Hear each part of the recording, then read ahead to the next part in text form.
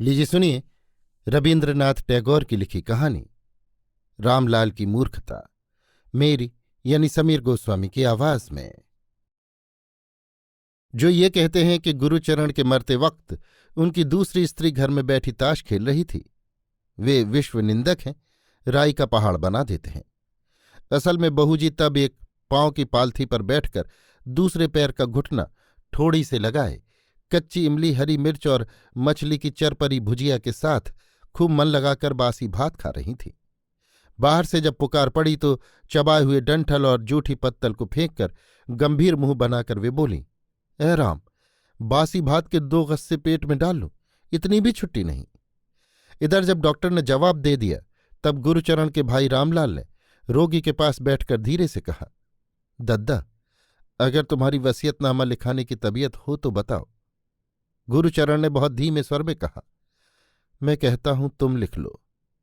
रामलाल कागज और दवात कलम लेकर बैठ गए। गुरुचरण कहने लगे, मैं अपनी स्थावर और जंगम तमाम संपत्ति अपनी धर्मपत्नी श्रीमती वरदा सुंदरी को देता हूं। रामलाल ने लिखा तो सही, पर लिखते हुए उनकी कलम न चलती थी। उन्हें बड़ी उम्मीद थी कि उनका इकलौता बेटा नवद्वीप ही अपने पुत्रहीन ताऊजी की तमाम जायदाद का उत्तराधिकारी होगा। यद्यपि दोनों भाई अलहदा थे तो भी इसी आशा से नवद्वीप की मां ने नवद्वीप को किसी भी तरह नौकरी नहीं करने दी। जल्दी से उसका ब्याह भी कर दिया और वो ब्याह निष्फल भी नहीं गया। किंतु फिर भी रामलाल ने सब लिखा और दस्तखत कराने के लिए कलम भैया के हाथ में दे दी। गुरुचरण ने निर्जीव हाथ से जो दस्तखत किए वो कांपती हुई टेढ़ी मेढ़ी लकीरें थी या दस्तखत, समझना मुश्किल था। बासी भात खाकर श्रीमती वरदा सुंदरी जब उस कमरे में आई तब गुरुचरण की जबान बंद हो चुकी थी। वरदा रोने लगी। जो बहुत ज्यादा उम्मीद के बाद भी जायदाद से वंचित रह गए वे कहने लगे, दिखावटी रोना है, परंतु ये बात विश्वास योग्य नहीं। वसीयतनामे का हाल सुनते ही नवद्वीप की मां दौड़ी आई और शोर मचा दिया, मरते समय बुद्धि बिगड़ जाती है, ऐसे अच्छे भतीजे के रहते। रामलाल यद्यपि स्त्री के प्रति बहुत ज्यादा श्रद्धा रखते थे, इतनी ज्यादा कि दूसरे शब्दों में उसे डर भी कहा जा सकता है, किंतु उनसे भी न रहा गया। वे लपक के आगे बढ़े और बोले, अरे तेरी बुद्धि तो नहीं बिगड़ी, फिर तू क्यों ऐसा करती है? दद्दा चले गए पर मैं तो हूं। तुझे जो कुछ कहना हो किसी मौके से मुझसे ही कह लेना, अभी मौका नहीं है। नवद्वीप को इसकी खबर लगी, वो भी आ पहुंचा, पर तब तक ताऊजी परलोक सिधार चुके थे। नवद्वीप ने मृत व्यक्ति को धमकी देकर कहा, देख लूंगा मुंह में आग कौन देता है। मैं अगर श्राद्ध शांति करूं तो मेरा नाम नवद्वीप नहीं। किंतु गुरुचरण ये सब कुछ भी नहीं मानते थे। वे डफ साहब के छात्र थे। शास्त्र के अनुसार जो चीजें सबसे ज्यादा अभक्ष्य होती हैं उन्हीं के खाने में उन्हें विशेष तृप्ति होती थी। लोग उन्हें ईसाई कहते तो वे दांतों तले जीभ दबाकर कहते, राम राम, अगर मैं ईसाई हूं तो गऊ का मांस खाऊं।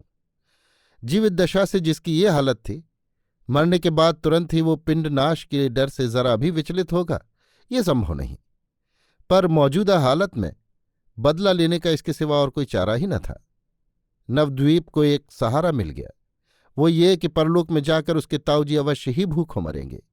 इस लोक में ताऊजी की जायदाद न मिलने पर भी किसी तरह पेट तो भर जाता है, पर ताऊजी जिस लोक में गए हैं वहां भीख मांगने पर भी पिंड नहीं मिलता। यहां जिंदा रहने में भी बहुत से लाभ हैं। रामलाल ने वरदा सुंदरी के पास जाकर कहा, भाभी, भैया तुम्ही को सब कुछ दे गए हैं, ये लो वसीयतनामा उनका, लोहे के संदूक में हिफाजत से रख देना। विधवा उस समय लंबे लंबे पद रच रचकर ऊंचे स्वर से विलाप कर रही थी। 2-4 दासियां भी उसके स्वर में स्वर मिलाकर और बीच बीच में 2-4 नए शब्द जोड़कर शोक संगीत से सारे गांव की निद्रा दूर कर रही थी। उसके बीच में इस कागज के टुकड़े ने आकर कम से कम तान तो तोड़ ही दी और भावों का भी पूर्वापर संबंध टूट गया। मामले ने अब इस प्रकार असंलग्न रूप धारण किया, हाय मेरी अम्मा री, हाय मेरी तकदीर फूट गई री, अरे मेरी अम्मा री, हाय हाय, देवर जी ये लिखावट किसकी है? तुम्हारी? हाय हाय, ऐसे जतन से अब कौन रखेगा? हाय मेरी ओर अब मुंह उठाकर कौन देखेगा? हाय, अरे मेरी अम्मा री, अरे जरा ठहर जा, ज्यादा चिल्ला मत, बात सुन लेने दे। अरे मेरी मैया री, मैं भी क्यों नहीं मर गई री, मैं क्यों जिंदा रही री, हाय। रामलाल ने मन ही मन गहरी सांस लेकर कहा, ये तो हम लोगों की तकदीर का दोष है। घर जाकर नवद्वीप की मां रामलाल के सर हो ली। लदी हुई गाड़ी समेत अभागे बैल जैसे दलदल में फंसकर गाड़ीवान के हजारों डंडे खाकर भी देर तक बेबसी से चुपचाप खड़े रहते हैं। रामलाल भी ठीक उसी तरह देर तक चुपचाप सब सहते रहे। आखिरकार धीमे स्वर में बोले, मेरा क्या कसूर है, मैं तो दद्दा नहीं था। नवदीप की मां फुसकार कर बोली, नहीं जी, तुम बड़े भले आदमी हो, तुम कुछ नहीं जानते। दद्दा ने कहा, लिखो। भाई वैसे ही लिखते गए। तुम सब एक से हो, तुम भी बखत आने पर ऐसी ही बुद्धिमानी करोगे, मुझे मालूम है। मेरे मरते ही किसी मुंह जली डायन को घर में ले आओगे और मेरे नन्हे से नवदीप को गहरे पानी में बहा जाओगे। पर इसके लिए बेफिक्र रहो, मैं जल्दी नहीं मरने की। इस तरह रामलाल के भावी अत्याचारों का जिक्र कर करके गृहिणी उत्तरोत्तर ज्यादा गर्म होने लगी। रामलाल निश्चित जानते थे कि स्त्री की इन उत्कट काल्पनिक आशंका को दूर करने के लिए अगर उन्होंने जरा भी जीभ हिलाई तो उल्टा नतीजा होगा। इस डर से वे अपराधी की तरह चुप बने रहे, मानो उनसे वे दोष बन ही गए हों, मानो वे नन्हे से नवद्वीप को कुछ न देकर अपनी भावी पत्नी के नाम तमाम जायदाद का वसीयतनामा लिखकर मर ही चुके हों और अब बिना इस कसूर को मंजूर किए कोई चारा ही नहीं। इतने में नवदीप अपने बुद्धिमान मित्रों से देर तक सलाह मशविरा करके घर आया और मां से बोला, मां कोई चिंता नहीं, ये जायदाद मुझे ही मिलेगी। कुछ दिन के लिए बापूजी को यहां से कहीं रवाना कर देना चाहिए, वे रहेंगे तो सब गुड़गोबर हो जाएगा। नवद्वीप के बाप की बुद्धि पर नवद्वीप की मां को जरा भी श्रद्धा नहीं थी, इसलिए लड़के की बात उन्हें भी युक्तिसंगत मालूम हुई। आखिर को रात दिन की झकझक और ताड़ना से तंग आकर बिल्कुल अनावश्यक और सब काम चौपट करने वाला कम अक्ल बाप किसी बहाने से कुछ दिन के लिए काशी चला गया। थोड़े ही दिनों में वरदा सुंदरी और नवदीप चंद्र दोनों एक दूसरे पर जाली वसीयतनामा बनाने का मुकदमा दायर करके अदालत में पहुंचे। नवद्वीप ने जो अपने नाम का वसीयतनामा निकाला उसके दस्तखत देखने से साफ मालूम पड़ता है कि वे गुरुचरण के ही हैं। उसके दो एक गवाह भी मिल गए, किंतु वरदा की तरफ नवदीप के पिता ही एकमात्र गवाह थे और दस्तखत को तो कोई समझ ही नहीं सकता था। वरदा का एक भाई है जो उन्हीं के घर रहता है। उसने कहा, जीजी तुम कुछ सोच मत करो, मैं खुद गवाही दूंगा और भी बहुत से तलाश कर लाऊंगा। मामला जब पूरी तरह से पेचीदा हो चुका तो नवदीप की मां ने नवदीप के बाप को काशी से चले आने के लिए लिख भेजा। बेचारा आज्ञाकारी भला मानस पति बैग और छाता हाथ में लिए ठीक वक्त पर हाजिर हुआ, और तो क्या स्त्री से जरा कुछ रसालाप करने की भी कोशिश की। हाथ जोड़कर हंसते हुए बोला, गुलाम हाजिर है, महारानी साहिबा का क्या हुक्म है, फरमाया जाए। गृहिणी ने सिर हिलाकर कहा, बस बस रहने दो, देख लिया, ये ऊपरी हंसी मजाक अब रहने दो। इतने दिन काशी में बिता आए, कभी एक दिन के लिए याद भी किया, इत्यादि। इसी तरह दोनों तरफ से बहुत देर तक एक दूसरे पर प्रेम का दोषारोपण होता रहा और अंत में वो व्यक्ति को छोड़कर जाति पर आ पड़ा। नवद्वीप की मां ने पुरुषों के प्रेम की मुसलमानों के मुर्गी वात्सल्य से तुलना की।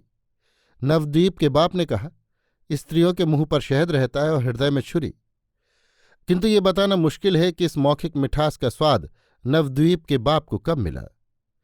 इस बीच में रामलाल को अदालत से अचानक एक दिन गवाही का सफीना मिला। बेचारे के हाथ पांव ढीले पड़ गए। रामलाल सफीना पढ़कर उसका मतलब समझने की कोशिश कर रहे थे। इतने में नवदीप की मां ने आकर रोना शुरू कर दिया। कहने लगी, कल मुही डाकिन मेरे लाल को सिर्फ ताऊजी की जायदाद से ही कोरा रखना चाहती हो सो नहीं, वो तो उसे जेल भिजवाने की तैयारी कर रही है। शुरू से अंत तक धीरे धीरे सब बातें समझकर रामलाल दंग रह गए और झुंझलाकर जोर से बोल उठे, अरे तुम लोगों ने ये क्या सत्यानाश कर डाला। गृहिणी ने भी क्रमशः अपना स्वरूप प्रकट किया। बोली, क्यों, इसमें नवदीप का क्या दोष हो गया, वो अपने ताऊ की जायदाद न ले, यूं ही छोड़ दे। भला एक बाहर की लड़की पति की आयु हड़पने वाली डायन आकर घर की मालकिन बन बैठे और घर का लड़का चुपचाप उसे देखता रहे। कौन ऐसा सतकुल प्रदीप कनक चंद्र वंशधर होगा जैसा अनाचार सह लेगा। मान लो मरते समय और डाकिन के मंत्र फूंकते रहने से अगर किसी मूढ़मती ताऊ की बुद्धि भ्रष्ट हो जाए तो क्या बुद्धिमान भतीजा उसे अपने हाथ से नहीं सुधार लेता। इसमें कौन सा अन्याय हुआ। हदबुद्धि रामलाल ने जब देखा कि उनकी स्त्री और पुत्र दोनों मिलकर कभी तर्जन गर्जन और कभी अश्रुवर्षण कर रहे हैं, तब वे तकदीर ठोंक कर चुपचाप बैठ गए। बेचारे ने अन्न जल तक छोड़ दिया। इस तरह 2 दिन चुपचाप बिना कुछ खाए पिए बीत गए। मुकदमे का दिन आया। इस बीच में नवदीप ने वरदा के ममेरे भाई को डर दिखाकर ऐसा वश में कर लिया कि उसने बड़ी आसानी से नवदीप की तरफ गवाही दे दी। जयश्री जब वरदा को त्याग कर दूसरी ओर जाने की तैयारी कर रही थी, तब रामलाल की पुकार हुई। 2 दिन से खाना पीना छोड़ देने से वृद्ध रामलाल की बड़ी बुरी हालत थी। ओठ सूख गए थे, जबान सूख कर तालू से लग गई थी। अधमरे वृद्ध रामलाल ने अपनी कांपती हुई शिथिल उंगलियों से गवाह के कटघरे को जोर से दबाकर पकड़ लिया और चतुर बैरिस्टर बड़े कौशल से पेट की बात निकालने के लिए जिरह करने लगे। यानी बहुत दूर से शुरू करके बड़ी सावधानी और अत्यंत धीर किंतु वक्र गति से प्रसंग के पास पहुंचने की कोशिश करने लगे। तब रामलाल ने जज की ओर देखते हुए हाथ जोड़कर कहा, हुजूर, मैं बूढ़ा आदमी हूं, बहुत कमजोर हूं, ज्यादा बोलने का दम नहीं मुझमें। मुझे जो कुछ कहना है संक्षेप में कह देता हूं।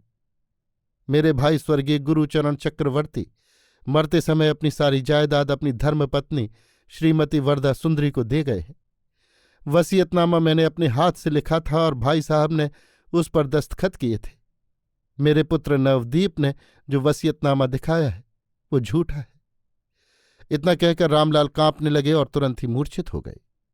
चतुर बैरिस्टर ने बड़े गर्व और शेखी के साथ बगल में बैठे हुए अटर्नी से कहा, भाई जॉब, देखा जिरह में ऐसा कसकर फांसा कि कबूल करते ही बना।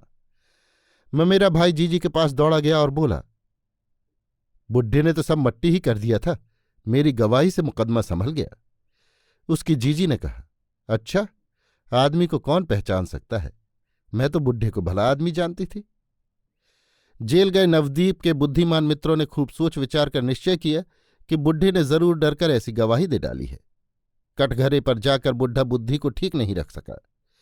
ऐसा ठोस बेवकूफ सारे शहर में ढूंढे न मिलेगा।